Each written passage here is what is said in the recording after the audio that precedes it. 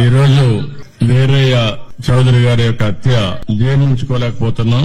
నిన్న నేను ఢిల్లీలో ఉన్నప్పుడు ఈ వార్త నాకు తెలిసింది. వెంటనే ఎస్పీతో మాట్లాడాను. నిన్నటి నుంచి దీనిపైన అన్ని విధాలుగా అన్వేషిస్తున్నాం, ఇన్వెస్టిగేషన్ చేస్తున్నాం. 12 టీములు వేశాం. జరిగిన విధానం కూడా చూస్తే చాలా కరుడు కట్టినటువంటి నేరస్తులు కూడా చేయని విధంగా ఈ హత్య చేసే పరిస్థితికి వచ్చారు. 53 చోట్ల కత్తిపోట్లు ఉన్నాయి. అంటే ఇది చూసిన తర్వాత ఈ రాష్ట్రంలో ఇలాంటి ఘోరమైన వ్యక్తులు కూడా ఉన్నారా అనిపిస్తుంది.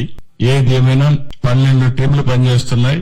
వీరయ్య చౌదరి గారు మంచి నాయకుడు, సమర్థవంతమైన వ్యక్తి. ఏదైతే యువగళం అప్పుడైతే 100 రోజులు లోకేష్ గారితో కూడా తిరిగారు. అదే సమయంలో అమరావతి రైతులు పాదయాత్రలో వచ్చేప్పుడు వాళ్ళకి అండగా నిలబడ్డాడు. అంతేకాకుండా పార్టీకి ఒక మంచి నాయకుడిగా, సమర్థవంతమైన వ్యక్తిగా ఇక్కడ పనిచేశాడు. ఈ మండలంలోనే ఒక 10,000 ఓట్ల మెజార్టీ సాధించే పరిస్థితిలో ఆయన ఉన్నాడంటే ఎంత మంచి నాయకుడు మనం అర్థం చేసుకోవాలి.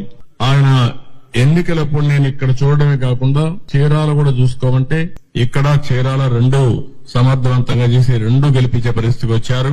అలాంటి మంచి నాయకుడిని రోజు కోల్పోవడం చాలా బాధేస్తుంది.